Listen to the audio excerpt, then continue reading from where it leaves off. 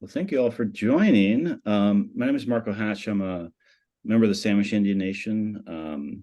Traditional homelands are kind of southern San Juans, eastern San Juans. Currently, we're headquartered out of Anacortes, Washington, and I'm a professor at Western Washington University in Bellingham, Washington.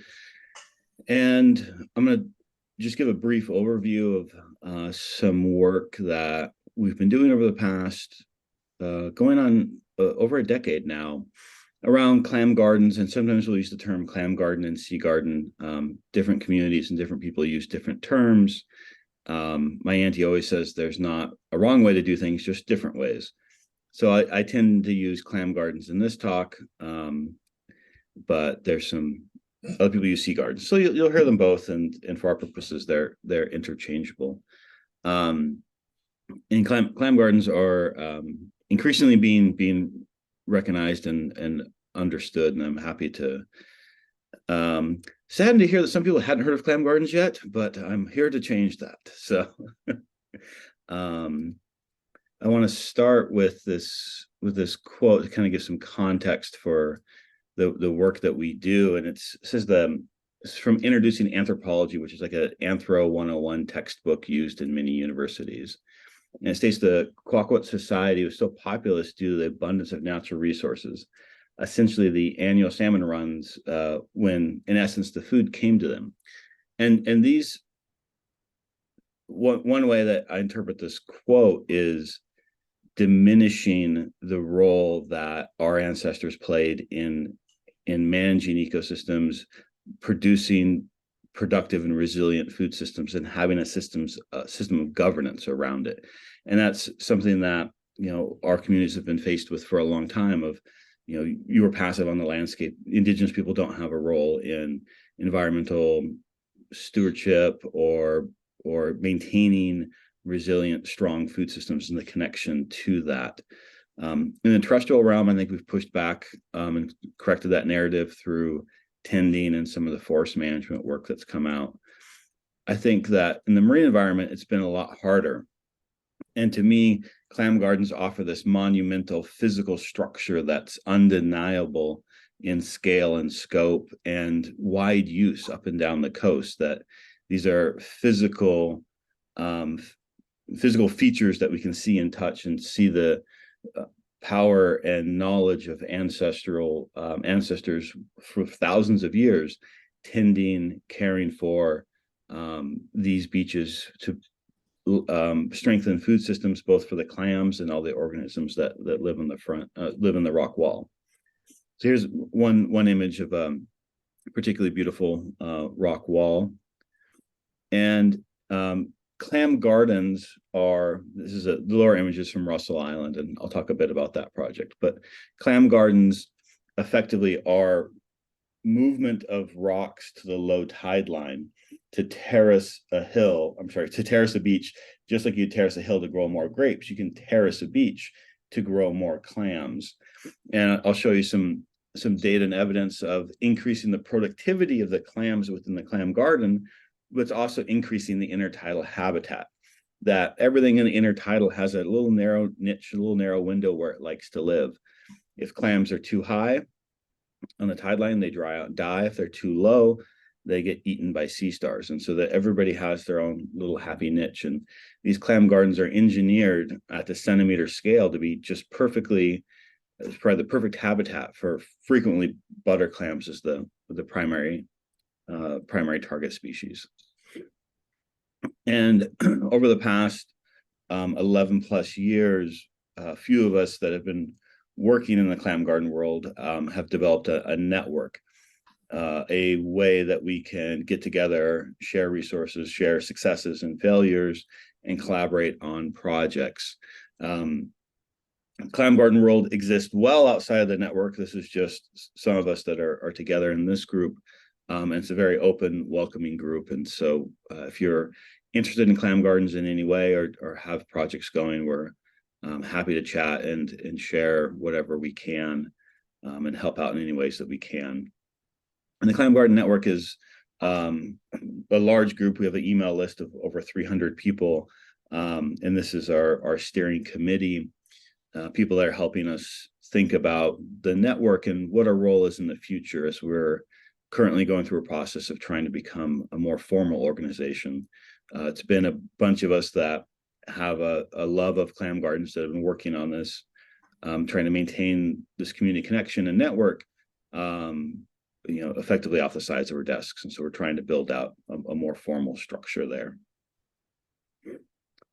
And Clam Gardens are amazing for many reasons, but they have a massive range that, it seems like all the time we're hearing of features that are further to the north than we had thought they previously existed, or perhaps further to the south. And so there's ethnographic evidence of clam gardens existing in the state of Washington. There's a ton obviously in southern BC, all through coastal BC and southeast Alaska. I think that I actually don't have a concrete number, but of the publicly known clam gardens, maybe 100 or so. And then the privately known, who knows, a few orders, a few times more than that. But my guess is there's untold, thousands of clam gardens up and down our complex shared coast that are waiting to be reactivated and reconnected with. Particularly as we just look at how massive our coastline is. From the state of Washington, our oldest ethnographic evidence is from Stern, 1934, where he says a place at Yuling on Orcas Island, there was a clam bed cultivated by its owners, where they took the largest rocks that were in the clam bed and moved them to the extreme low water mark, setting them in a row like a fence along the edge of the water. This made clam digging very easy compared to what it had previously been, because there were only small pebbles in the sand to dig in. It's exceptional to cultivate clam beds in this manner. And while other clam beds were used by everyone, by the tribe, here the owners who cultivated the bed gathered.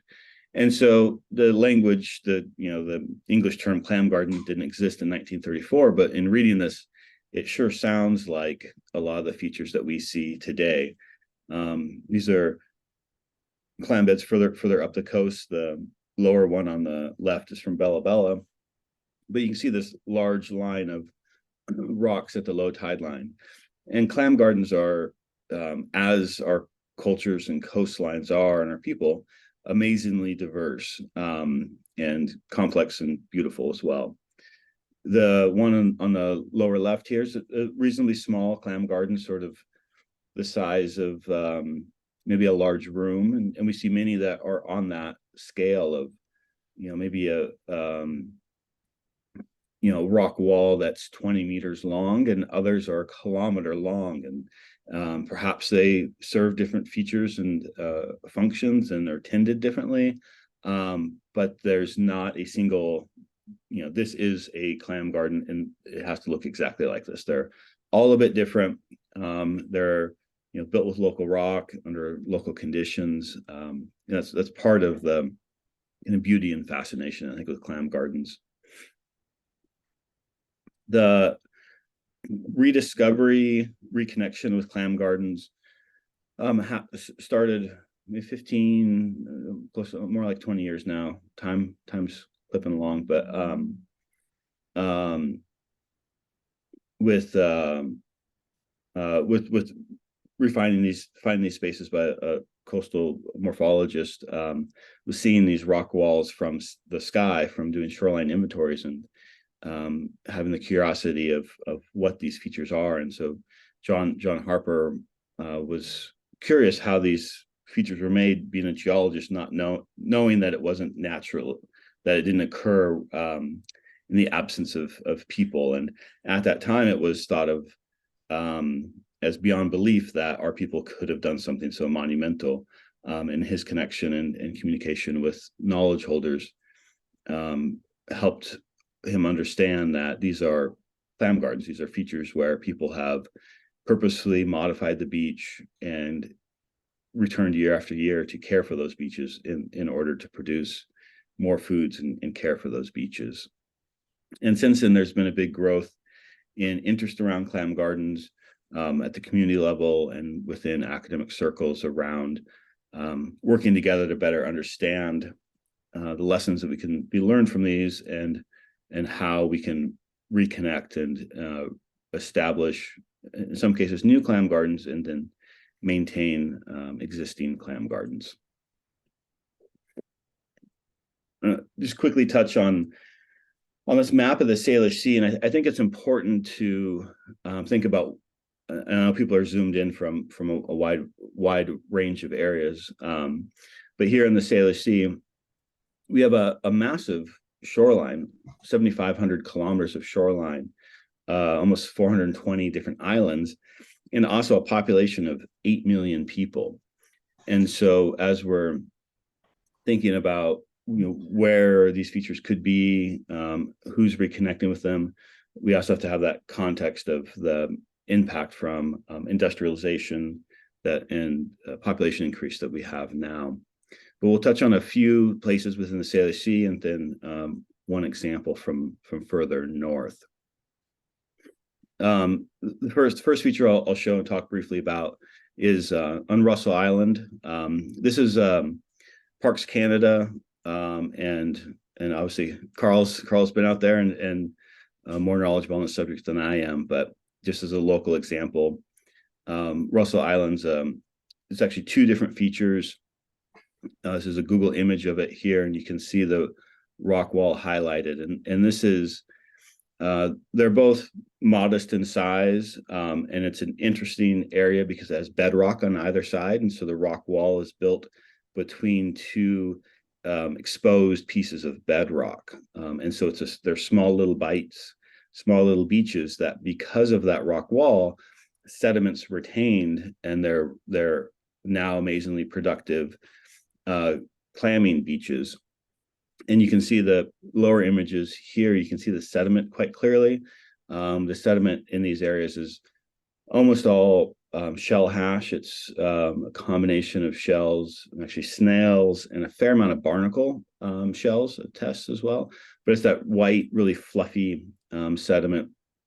The rock wall was kind of building up some seaweed behind it. It's in the upper left is one of my former students from Northwest Indian College, removing seaweed. But this restoration project's been ongoing now for I think it could be 10 years this year, eh? I think 2013, 2014 it started, and is a large collaborative project of bringing many different First Nations and Parks Canada together around how do we care for these beaches and how do we tend them. Again, I'm not speaking for the project. I'm just presenting one that's nearby. In Quadra, on the northwest side of Quadra, there's a bay that has a fair number of clam gardens. Here's one again for a Google image. This is referred to as the orchard site. It's a huge feature. You can see it clearly in Google Earth, which is impressive. It's a steep drop off. This features a couple hundred meters long. I don't have the measurement on top of my head, but it's a really profound feature where you go to the edge of the rock wall, and it's almost perfectly vertical down another 6 or 7 feet down to the sand at the seaward side of the wall. Quite large, very flat, and a really impressive feature. I thought I had more pictures of Quadra. I apologize. But a few of us have worked in Quadra over the years to better understand the ecology of the clam gardens and how old they are. In Quadra, because the land has been rising more quickly than the sea, it gives us an opportunity to date these features, and this is work that Nicole has been directly involved in. And because the older clam gardens are now higher on the beach, we can carefully remove rocks from that wall and find out how old they are and date them. And those dates wind up being around 3,500 years before present. And with that, it's not to say that clam gardens started 3,500 years ago, but that's the date of that particular feature. One of the struggles we have is many of the older features are now well underwater from sea level rise that happened, 4, 5, 6,000 years ago. That likely the antiquity of these features, how old clam gardens are, I don't think anybody feels comfortable saying, but it's undoubtedly a technology that's been used up and down the coast for thousands and thousands of years. And when you look at a place like Fulford Harbor and Salt Spring or Russell, or any of the other clam gardens that are being reactivated and reconnected with, these are practices and places that people have been doing the same thing for thousands of years. And to think about all the features that are out there that have yet to be, reconnected with and reactivated, it's quite the task.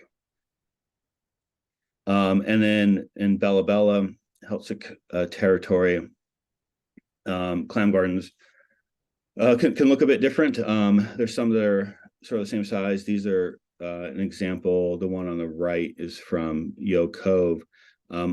Kind of similar to Russell in that it's a bedrock feature with rocks defining that sediment, or defining that sediment and holding that sediment in. And similar to Russell, the sand, the substrate is almost all shell hash.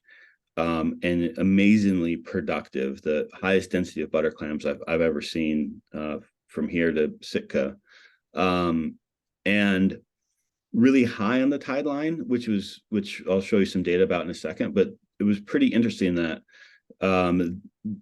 these clams are a full, I would guess maybe 50 centimeter, maybe 50 centimeters, 30 centimeters at least above where other clams are on comparable beaches. And so they're living a lot higher in this clam garden than they would be on a non-clam garden, which I think is really important when we think about the contribution to the food system and when you can gather clams, because we don't get those good low tides every day, right? It's only a few times a year we're allowed to go out and collect clams. These are outdoor. This is from Quadra. This is some students that were working on a project to better understand why clam gardens are more productive, why clams grow faster on clam gardens compared to other areas, based on a diet analysis, what the clams are eating.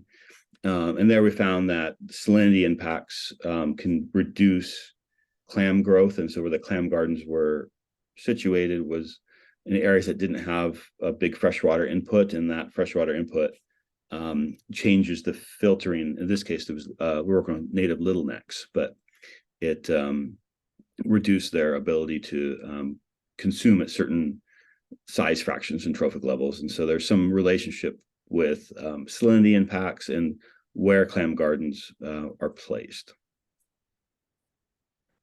In Bella Bella, we looked at growth rates for butter clams. And to do this, we tagged hundreds of butter clams, give them each a number, give them a little glued on tag. And the one on the right, you can see that white part of the shell. That's all the new growth that happened after they were placed out. So it was a pretty simple experiment. You just gather a bunch of clams, measure them, give them a number, put them out, and come back at the end of the season and collect them again to see who grew faster where. And in this study, the clam gardens are, I'm colorblind, the blue or purple squares, and non-clam gardens are the circles. And low tide line is all the way on the right, and high is all the way on the left. And what was interesting is that at the lower tide line, there wasn't a big difference between growth of clams in clam gardens and non-clam gardens, that the growth change wasn't that big. But as you moved up the tide line, their clams that are living in clam garden aren't paying a cost for that. Typically, if you're a clam and you live higher on the tide line, you grow more slowly. You're not underwater as much, and typically you're exposed to more stress. Think about those hot summer days at low tide. Those upper tidal clams are more stressed and have reduced growth. And you can see that in the 2 points here on the left, that non-clam garden butter clams that live high on the tide, their growth rates were depressed. They're growing slower than the ones further down the beach. But that wasn't true in clam gardens, that clam gardens seem to be able to maintain high growth rates of clams at a higher tide line. And this supports what is further evidenced by a lot of the community saying, oh, those are beaches we would go to for high water clams, meaning places when the tide wasn't that low, but places you could still go and gather clams. And I think we think a lot about clam gardens as increasing productivity. They do, and they increase area, which they do, but are they also increasing accessibility? If you think about the grocery stores only open so many days a year, you can move clams up even 10 centimeters. The number of days you can dig them vastly increases. And in the winter, our low tides are at night, in the summer during the day. And so having close clam gardens nearby the village site that have higher clams makes them a lot more accessible. And I think that's an important piece of the food system and the role of clam gardens that I think is still yet to be worked out. We talked a bit about the sediment structure being different, that we've got clam garden sediments on the left and non-clam garden sediments on the right. The role of returning shells to the beach and the role of all of that, it's calcium carbonate, but all of that shell material, some cases, like I said, a lot of it's barnacle shell, but the rock wall and the location it was designed and built takes that into consideration of having a lot of barnacle around that will produce shell that builds in behind that rock wall. And also the physical act of returning shells to the beach changes the beach sediment. It makes it more sandy because that white broken shell, which we think has implications for increasing settlement. More larvae might be going to that area, but it also changes the chemistry of the beach. And so this is just looking at the total amount of shell in clam garden versus non-clam garden. Clam garden being on the left, non-clam garden on the right. It says that there's more shells in clam gardens, which the image before shows that clearly. So this is just a graph to say the same thing. And in Bella Bella, we did see an increase of clam density. And so we think about clam gardens as increasing clam productivity in a number of ways. More area to grow clams, the more clams per unit area, so per meter squared, more individuals. In this case, around Bella Bella, it's about twice as many little neck and about 4 times as many butter clams compared to non-clam garden areas. And then the growth rate of each individual is actually faster. And so when you add up all of those, you're looking at a massive amount of food resource of clams available by this act of building a rock wall, tending these beaches, caring for these beaches, increasing productivity in a number of ways. And I think that's important when we look at many of our native and introduced clams, like the Manila clams. And these are data for the state of Washington, but I would imagine the story is the same through southern BC. That these are all really important food species, traditional foods, that in our case, in the state of Washington, have been declining by a pretty astonishing rate over the past about 5 or 10 years. And so we're losing the abundance of these species in lots of areas. I know a lot of communities are concerned about cockle clams in particular, but little necks and butter clams have been declining basin-wide, so all throughout Puget Sound. The site names don't really matter here, but this is the native little neck or steamers, and you can see the decline in almost all the areas from 1990 through, I believe these data go through 2012, maybe 2015. And so all across, Puget Sound, the number of clams has been decreasing in the recent, I guess in this case, two decades. And it's a real concern, and lots of communities are worried about seeing this perpetual loss of clams. And drawing on some great work by Jamie Donawatu and Larry Campbell, where they look at an Indigenous health indicator, which is I think a really powerful way to think about what does that mean? What does it mean that if we lose access to clams in the regulatory permitting system, you might have a human health impact statement where the loss of clams being replaced by processed foods will have an impact on your physical health. But what does it mean to your spiritual health? What does it mean to your belonging to community in the way that elders teach youth around digging clams and how to be and how to care for our beaches? So this quote is, like we say, it's our spiritual food. So it feeds our soul. So it might poison our body, but we'd rather nourish our soul. And that was a comment around both the potential role of toxins in clams and the worry around that, and then also some concerns around seafood allergies.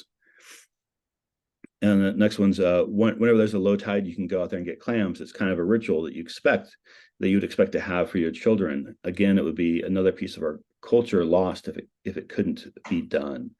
And so the expectation, the way that we've always been able to dig clams, when that's lost, what does it mean for what does it mean as a Indigenous person to be able to harvest clams on your own beach when you're in your territory, when we're losing that, both because the clams are disappearing and then also the rising concerns around toxins, both red tides, fecal coliform bacteria, persistent pollutants. And the state of Washington, 73% of our tidelands are privately owned, which is one reason I love working in Canada, because that's not the case. But in the state of Washington, it's a real barrier to access. Through some of our court decisions, like the Graffiti decision, treaty tribes are able to harvest clams on private beaches, but the reality of being able to do that frequently results in very negative and violent interactions. So even the legal rights there, landowners, in recent decades have sick attack dogs on people. Threats with firearms is not uncommon, and so in practice, people don't harvest off private beaches, and 73% of our tidelands are privately owned. And I think about that in combination with these red tides, and knowing how tending clam gardens helps the clams, that tending clam gardens helps those clams thrive. And if we're operating in a system where 73% of our beaches are private and in reality not being dug, does that relate to this decline we've seen in clams? Is it because those beaches aren't being cared for? And what can we do to reverse that? And so in an academic space, we call this a coupled human natural system, but it's really just a bunch of arrows saying that the more that we care for an area, the more it provides for us. The more that we tend to these beaches, the more that it's a reciprocal relationship, and that we need to be there to care for those beaches, and in turn, they care for us and increase production of clams, but also connection to that place, restoration of who we are and our role on those beaches and in the environment. This is, again, a project I'm not speaking for, but have been around. The Swinomish Indian tribal community built a clam garden starting in August last year. And this is in one of those complex intertidal spaces. The community, the tidelands are owned by Swinomish. The upland had historically was owned by Swinomish family members and had been lost through the years. And for a while, there was a family there. When Swinomish people would go out and try to dig clams, would release attack dogs, would fire up in the air. And through a story that's too long to go through today, that landowner sold the land, and now it's jointly owned by the state and Swinomish. For the upland area, the tidelands are still Swinomish owned. And so this restoration, this reconnection, rekindling of clam garden technology in this area was done for a number of reasons. There's a big concern around sea level rise and loss of good beaches. And so, community thought, well, let's do what we've always done and build a clam garden that can raise as the sea level rises and help protect this beach. But it's also a restoration of Swinomish rights and title and presence on that landscape where they've been forcibly excluded from for many years in recent memory. And this is a large collaborative effort, and they brought in lots of community members you're probably familiar with. Lots of First Nations folks came over, a lot of state and federal partnership that went into this. And it was a long road. It took them almost 7 years from idea through research, collaboration in the Southern Gulf, and community connections and permitting processes, and all of these things went into really culminated with 2 days of moving 30 tons of rocks and building the first section of their wall, which was added on to this last June. And so you can see some of the rocks here. They chose to bring in external rocks, but a really powerful event around restoration of what does it mean to be Swinomish and be on these beaches, and bringing lots of folks together to everyone touching the rocks, everybody having a role to play in rebuilding this system. And it's a scary thing to be one of the first to reactivate something like this, because it's things can change. It's a learning process the whole way through, which is, I think, what I've seen through the Southern Gulf Project as well, that there's not a wrong way to do things, just different ways, and as we learn more, we adapt and change. And so far it's been an interesting project to witness. There's some buildup of sediment behind it, and a lot of community events going out to maintain this beach. So I'll say, Haishka, thank you. And I'll turn it over to Nicole to talk about the Clam Garden document she's been working on. Or should I take, Great. you want me to take questions now, or should we go to Nicole? I think we're going to go to Nicole first, and then we'll take questions at the end. Thanks so much. Okay, great. Well, thank you so much, Marco. Gosh, I always learn something new every time I get to listen to one of my colleagues. It's there's always new information. So I'm going to break with my own personal tradition of normally showing a PowerPoint, and I'm going to try to connect to my internet and to the Clam Garden Network website. So let's just see if this works. Can you see Yep, the website, the Clam Garden Network website? Okay, thanks, Bianca. I might just, if I click on the next tab, okay, let me go. Can you see me move through the website? Did the picture change? Yay! Okay, that's amazing. Wonderful. Well, so I guess just to introduce myself before I start talking, my name is Nicole Smith, and I am coming right now from Gwisainich, Songhees, and Esquimalt territories. I was born and raised in Snuneymuxw and Snuneymuxw territories, but I myself have European heritage. Norway and England are where my families come from primarily. I've been very fortunate to be working as an archaeologist on the coast here with different First Nations communities for the last 23 years. And one of my most favorite places to be is on the beach and working on clam gardens or sea gardens. And as Marco shared, that moment when the late clan chief Quaxistala Wathithla and John Harper came together to share about these rock-walled features up in the Broughton Archipelago. I remember them telling that story in 2004.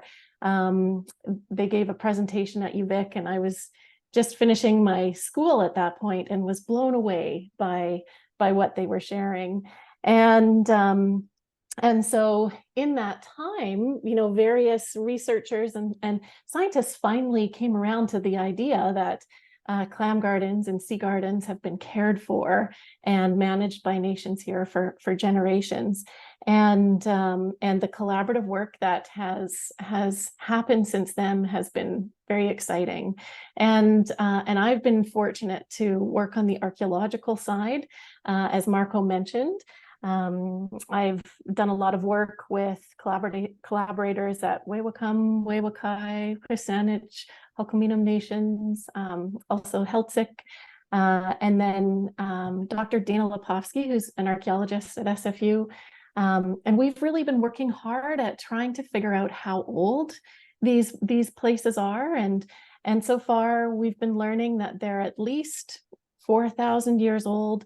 And of course, we can see that they've been used continuously over those 4,000 years. And as we know, right up into present day. And so it's just so exciting now to see all of the communities up and down the coast who are identifying and getting back out on beaches.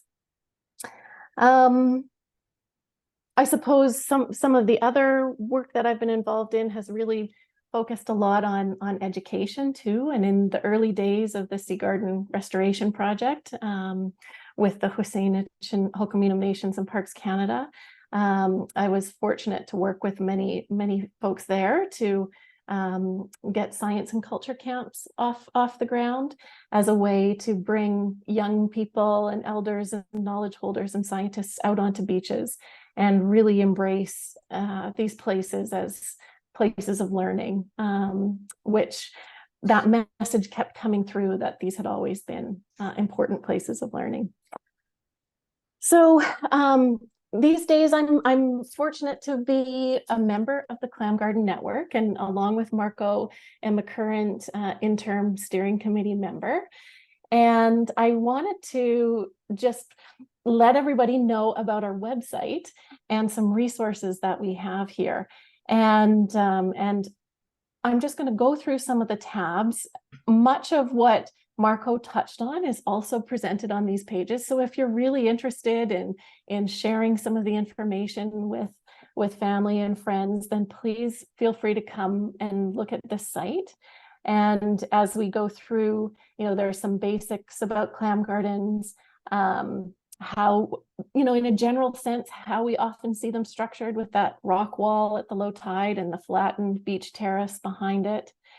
So we've got information about that and some discussions about productivity.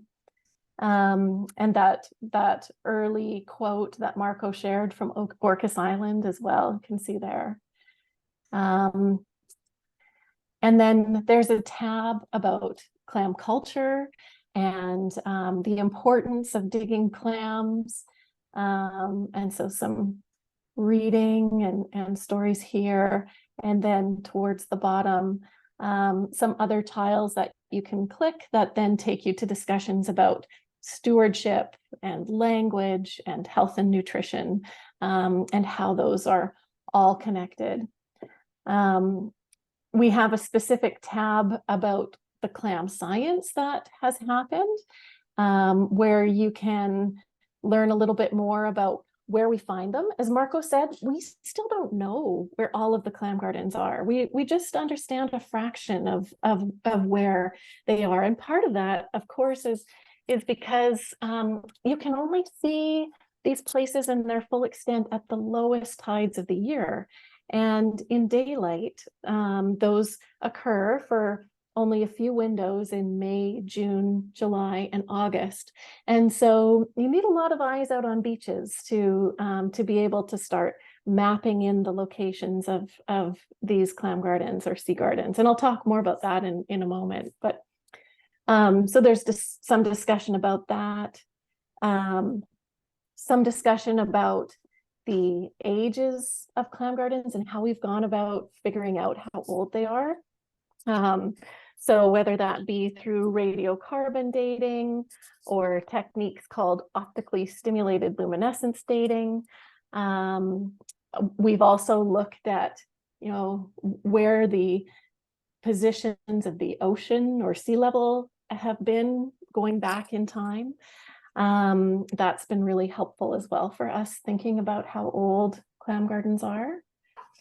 So there are a number of things that you can explore there, and then also some more information about the ecological studies like Marco was talking about, and the ecology that we see on beaches today, but then also thinking about the ecology of the past. And then there's also a tab that's thinking about the current context of clam gardens, and you know, a short discussion about how they connect to rights and title. But there are some important references in this section that you can connect to.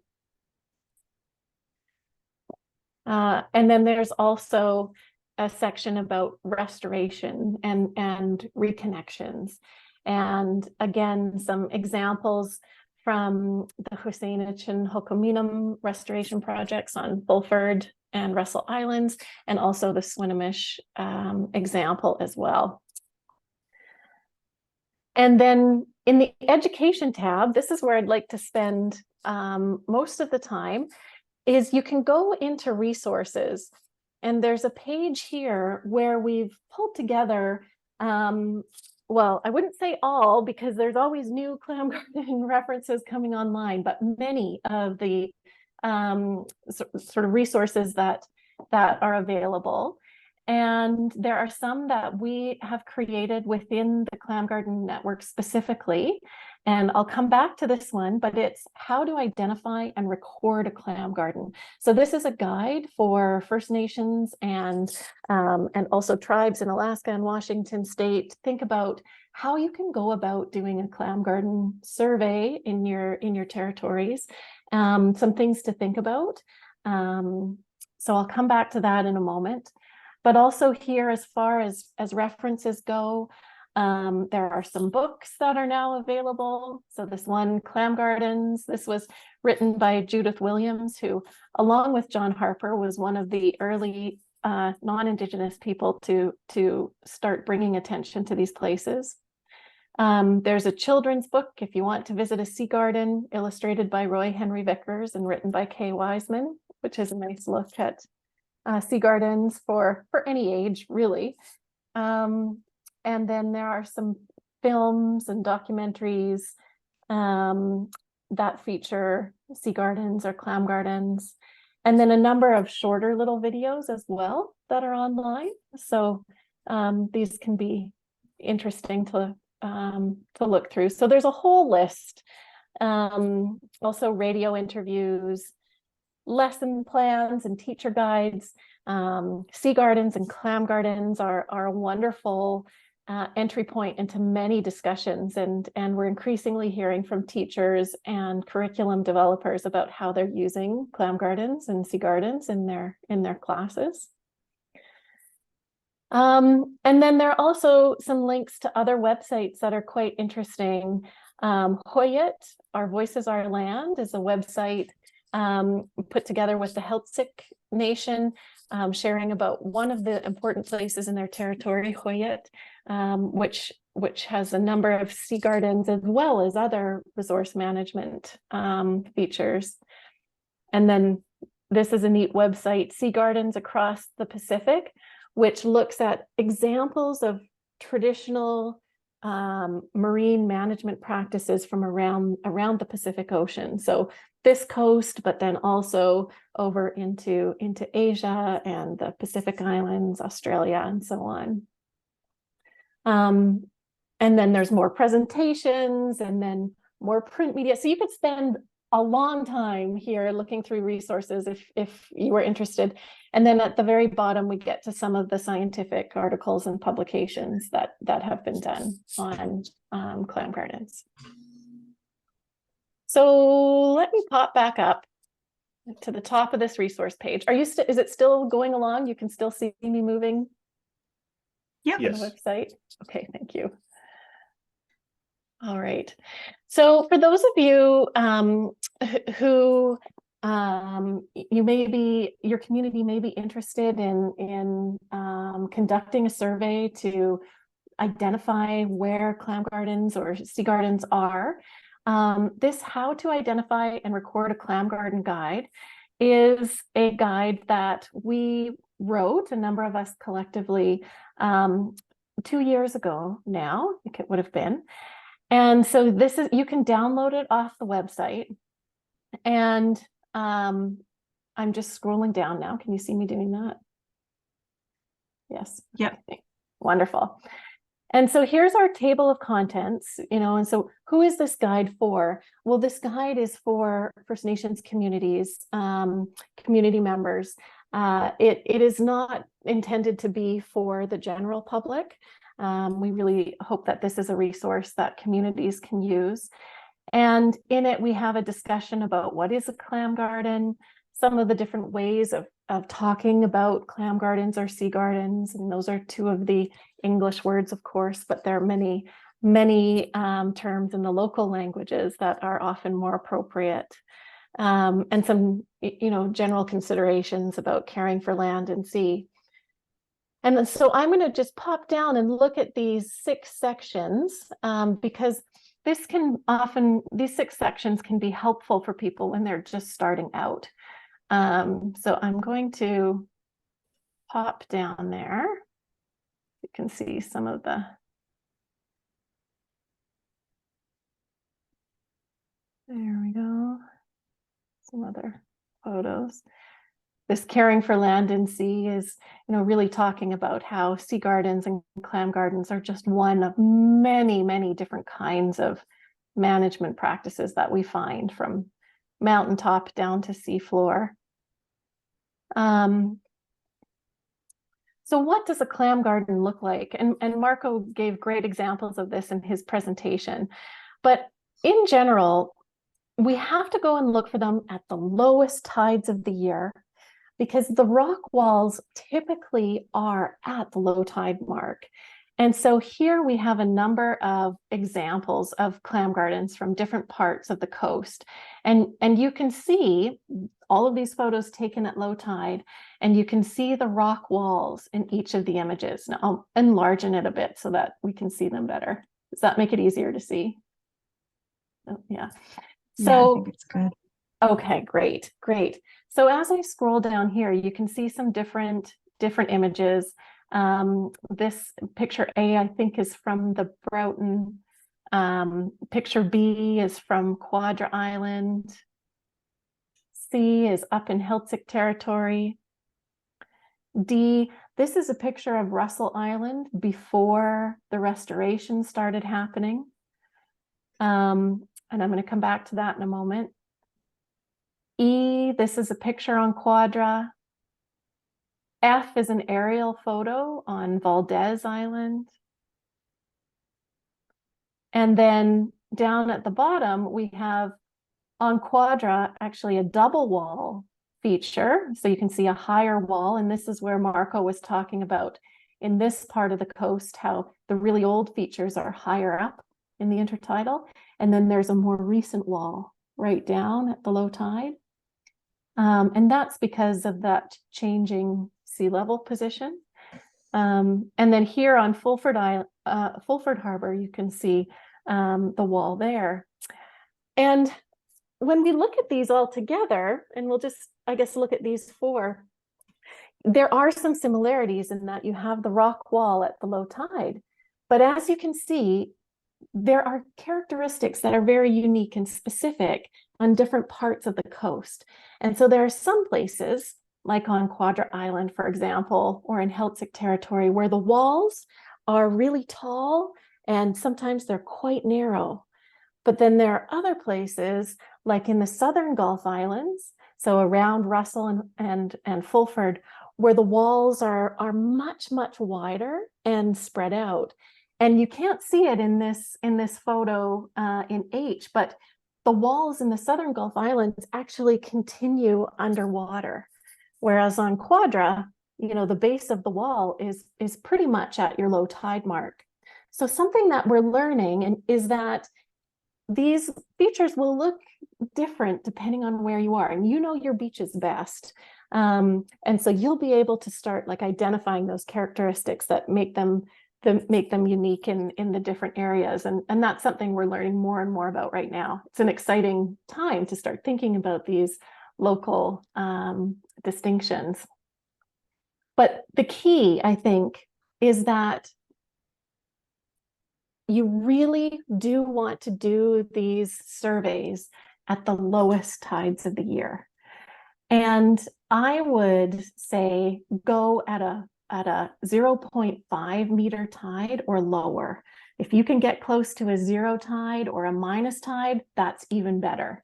So the timing of when you do your surveys really matters.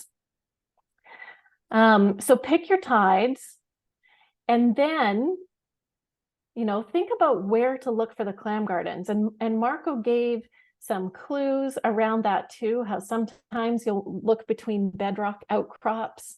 You'll want to look for places that have good current, good tidal flow. They tend not to be right at the end of bays or in estuaries. Often those are naturally fairly decent clam productivity, and also the flow is a little different. So we tend not to find them right at the heads of bays or the ends of bays. So you just want to do a little looking at, you know, certain sections or areas that you might want to go to, and then think about those features that might be most likely. So a little bit of planning. And when you're planning, one thing that we often find helpful is to look at the charts, the marine charts. And here's a bit of a fuzzy one. It's coming up fuzzy on my screen, but you can see, any of you who are familiar with marine charts, you know the green area is intertidal, that often dries up at a low tide. And it is amazing how often we find clam garden walls associated with those green areas on marine charts. So often that's a good first pass as well, in terms of thinking about where you want to focus your survey, because those low tide windows are short and they go really quickly. So you want to know exactly where you're going to survey ahead of time. And then the guide talks about a few other resources that you can look at when you're planning. The Shore Zone website, for example, gives you lots of information about different shoreline characteristics. So here, for example, wave exposure is shown in red. And typically we don't find clam gardens where you have a really high wave exposure. So those would be places that I wouldn't go to first. I'd want to look for more of the calm green areas. Here's a picture of Louis Wilson on a canoe. He's done a lot of work with us up on Quadra. And so then, have you found a clam garden? Well, sometimes it can be tricky, and especially if you live in a more urban area where there's been a lot of I guess, impacts within the intertidal. Sometimes it can be hard to know if you're looking at an ancestral wall or if you're looking at something more recent, maybe historic movement in the beaches. Logging, for example, has had an impact on some of the beaches. So, you know, it's also good to know what the history of an area is. In this guide, we have a little bit of a flow chart that answers some common questions that might make it helpful to figure out if you're looking at one or not. And then we have some information about how to record a clam garden. So when you do find one, what are good bits of information? Well, you want to know the date and time that you found it, and also what the tidal height is, if you know it from the marine charts, because then you know what tide you need to be able to find that garden again. And a location, like a GPS location, is great. And then after that, and a photograph.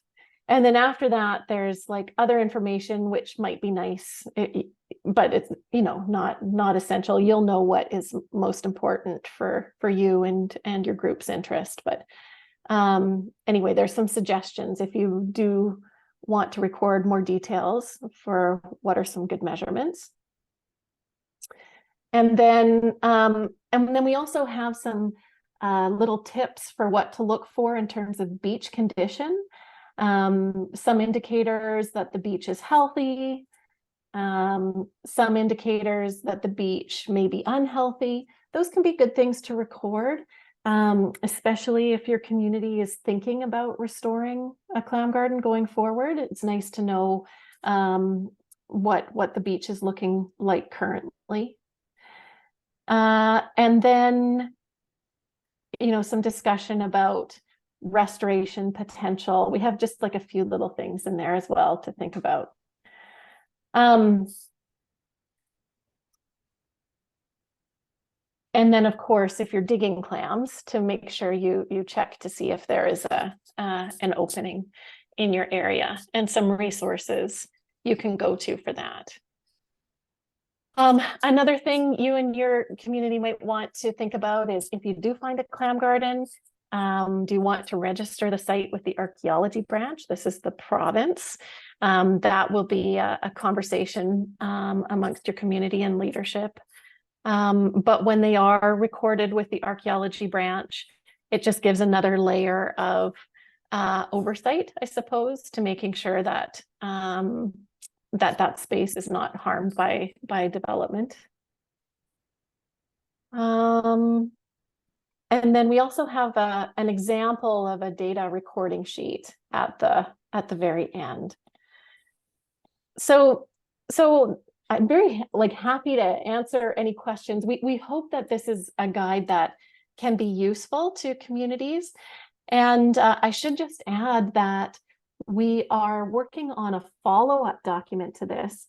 We're often connected or contacted within the network from communities who are interested in restoring clam gardens or sea gardens, or building new ones. And so we've been working with colleagues who are connected with the restoration projects in the Gulf Islands and also Swinomish, and are creating a pathways document, which outlines, some of the questions that communities have, some of the things that have come up for both communities as they're considering and working through the restoration process. And so that'll be another guide that we're planning to release in the new year. We're just working through the final edits on that and hoping that it'll be something that you can look for on the website again. Probably March is when we're hoping it'll come out. And I guess lastly, just on the website, you can reach out to us at any point. There is an About Us page with a little contact option. And so feel free to send us a note through the website if there's anything that we can help with. We're still an informal organization. I don't know, Marco, if you want to chat more about that. We've always just, it's a group of people who are really excited about clam gardens, but we're hoping that we can build the capacity and become more of a formal organization going forward. But in the meantime, you can reach out to us through this, and we're super happy to offer help, answer questions. And I earlier put our Clam Garden Network at gmail.com email address in the chat. And we have a Twitter, an X account, I guess, as well. You're more than welcome to follow us. And then we do have emails that go out to our email list. So if you want to get onto that list, we'd be happy to add you and share Clam Garden news as it comes. Certainly when the pathways document for restoration comes out, we'll be announcing that on the email list. So yes, yeah, Marco, is there anything you'd like to add? No, that was great. A great overview. Okay. Yeah. Okay. Well, then I'll stop sharing my screen. Thank you both so much for your presentations. I have like 20 full little sticky notes full of notes. To go from knowing not even what a clam garden really is to hearing all about them from you folks, that was really great. So thank you so much. We have plenty of time for questions.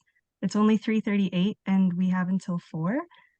So I'd like to open the floor if anyone has any questions or comments for either Marco or Nicole. Maybe raise your hand, but it's okay if you don't know how to do that and you just want to speak up. And then I'll also be monitoring the chat as well. And I see a hand here. Dorian, you want to speak? Go ahead.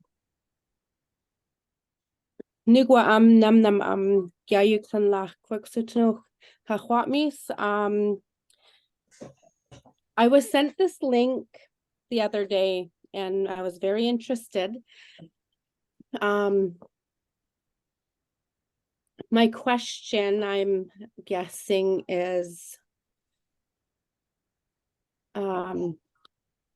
what type of resources could we find to help my community do the research for clam gardens?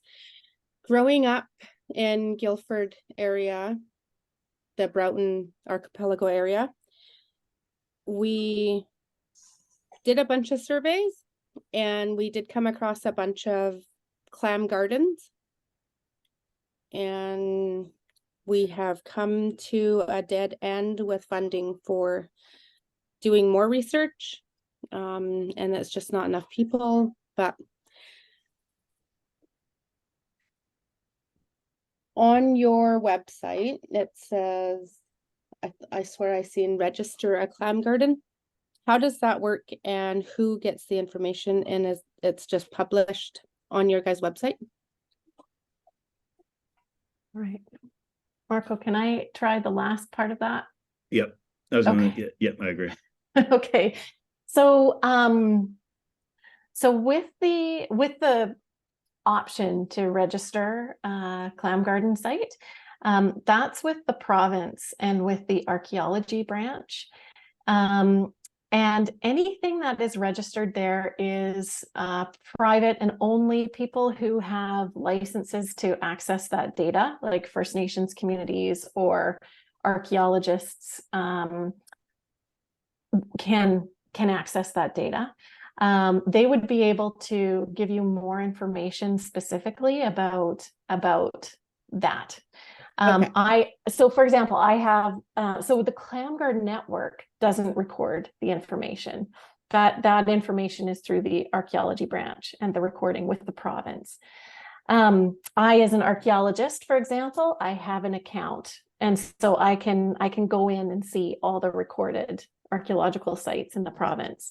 Now, I do know that some nations are choosing to approach that differently. So it would be good to probably reach out to the archaeology branch to understand more about what their permissions are, and then to think within your community about what's best. I should say that the Guilford Island area and the Broughton Archipelago area, that was where John Harper did those low tide surveys in the mid-1990s. And in those flights, they recorded about 400 clam garden features in the Broughton Archipelago alone. And I think that they have all been registered within the archaeology branch's database. Okay. So the abbreviation for it is RAD, R-A-A-D, which is something like, I'm just typing it in the chat, remote access to archaeological data. So if I remember right, I think those features have been recorded. So that might be an interesting place for your nation to go to get the ones that are recorded. Okay. Yeah. And then as for funding, that's a great question. Oh my gosh. I was just thinking we should have something like that on our website as we hear about resources that are available to nations, to be able to put that on there. We've been focused more on the learning and teaching resources, but yeah, funding is very, very helpful. So sometimes there are announcements federally that nations can apply for clam gardens. And yeah, sometimes it's just like monitoring the funding calls. Marco, do you know of any currently that would be good ones for a community? Yeah, I think right now or in the past, a lot of our work has been funded through a few different ways. A lot of it's partnerships with either academic partners or other partners around project specific questions. And I'm more familiar with the US funding models, but I know a lot of communities are applying for food security funds or avenues like that around revitalizing and building clam gardens. A few communities that, through COVID, food shipments didn't come in as regularly, and then turning to traditional food systems as forms of resilience and sovereignty.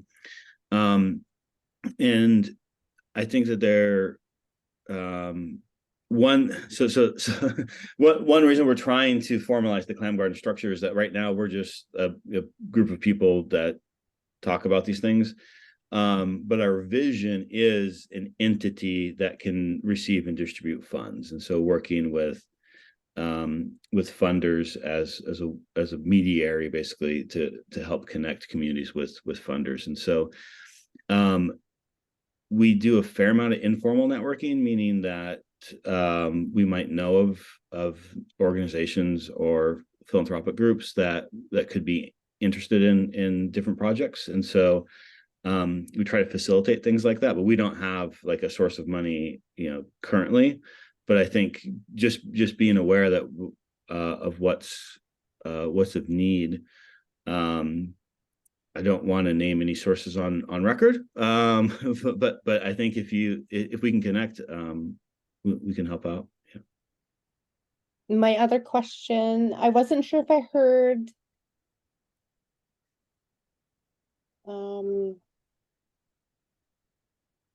maybe I heard it wrong. It was it repopulating or rebuilding? Was that the clam garden itself, or just rebuilding just the clam garden and not repopulating the clams? Oh, yeah. Is that something I've heard you guys say, or I'm just assuming you guys do? There's been interest in that, of seeding the beach with clams. One of the barriers is finding butter clams that you can get like from an aquaculture facility, from a shellfish farm, because most don't work with them. But I know there's been a lot of interest in that. And then there's potential governmental barriers to moving clams from one beach to another.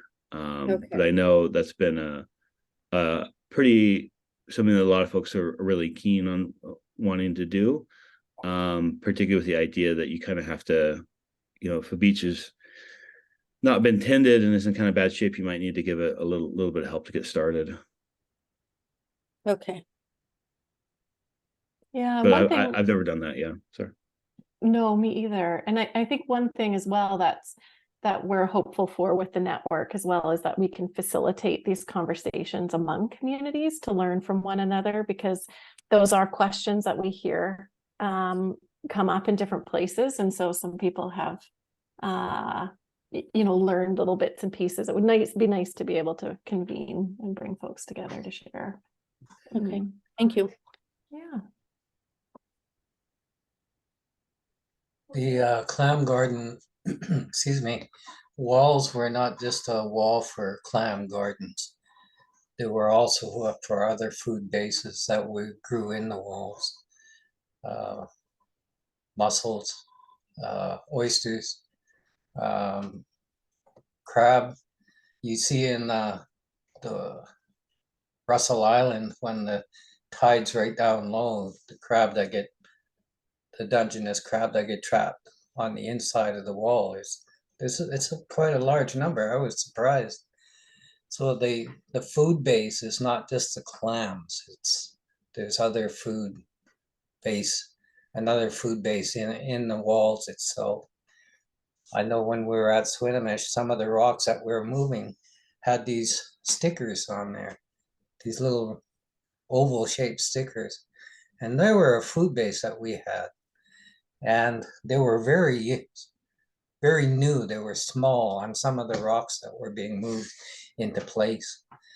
And I thought, wow, we're moving a food base along as well as the rocks, you know. Now the rock wall at Fulford is 800 meters long and 4,000 years old. It's about 3 feet high and about 15 to 20 feet wide. So the work that went into that is incredible, right? So, and then on Russell Island, my own kind of curiosity, I guess you could say, with some of the much older elders than I am, getting into discussion with them about the rock, about the walls. And the one on Quadra that Marco was talking about may be the same. But at Russell Island, it goes right out to the kelp bed and it's a drop off. And the rock wall is built. And they say at low tide, like cod or any other octopus or anything, come over the wall. And when the tide drops, they're trapped there. And it was another food base that they harvested from the inside of those walls. So it was not just used for a clam garden bed. You know, when you have a wall like that, in one of the slides there, you had a big picture of a big boulder in the middle. Now, when I'm out digging, even though there's a wall there, I'm going to go dig right up against that boulder because it's even sheltered even more. And the clams you get there are bigger, healthier, and that's part of what the wall does, you know. And so it's not just a clam garden food base, it's a food base for a lot of things. But you're right, it's getting harder. We were out at Salt Spring Island doing a dig there in an open beach, and the owners of the field just above the beach said, don't come up off the beach. Stay where you are, stay on the beach, stay where you're at, you know. So you know, it gets harder to get into those places if you can't get there by boat. So now some of the walls that we have come up with on Main Island and Saturna, Pender Island, we only learn about those because of kayakers at very low tide. They said, hey, what is that over on this beach over in Oyster Bay on Main Island? You go check it out, and wow, there it is. Nice big wall. We have some pictures of it. And same on the outer part of Main Island. A kayaker was staying at a B&B and was talking to the people about it. And when I was out at Main Island giving a presentation on clam garden beds, they said, hey, you might want to check out this beach. There sounds like there could be that there. So that's what we did. And so, you know, you learn about these and we don't think about them. You're saying, well, how come you didn't know about them before? Because like it became a law that we weren't allowed to harvest and to maintain our food base the way we used to maintain it.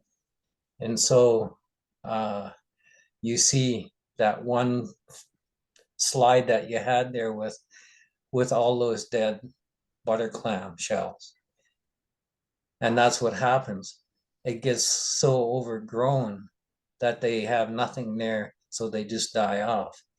And that's what we're trying to recover right now is are those clam garden beds. And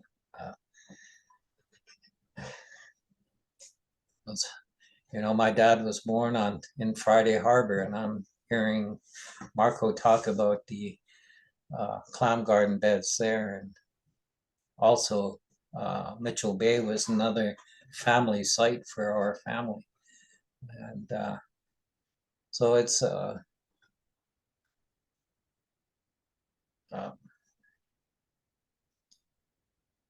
you know, when we start looking at it, when we were out at Salt Spring at that one beach, one of the diggers there harvested an octopus and brought it home for some of the elders to, you know, and that was right in the rock wall. And there's scallops in Russell Island, scallops in the rocks there. And so it's a whole food base. It's like a food chain actually. So it's not just all about the clams.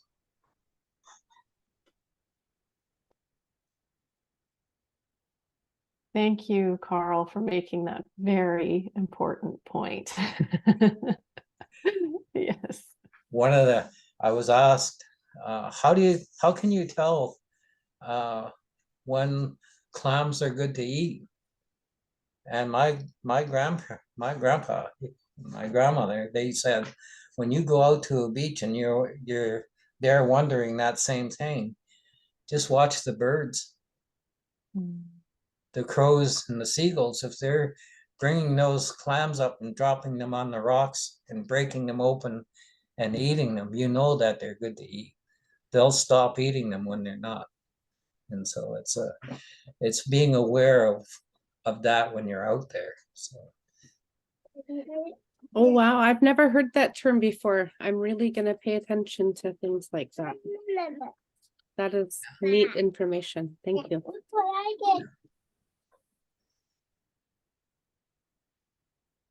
Just seeing that we're close to time here. I know that there's so many more questions and I had like 7 written down myself.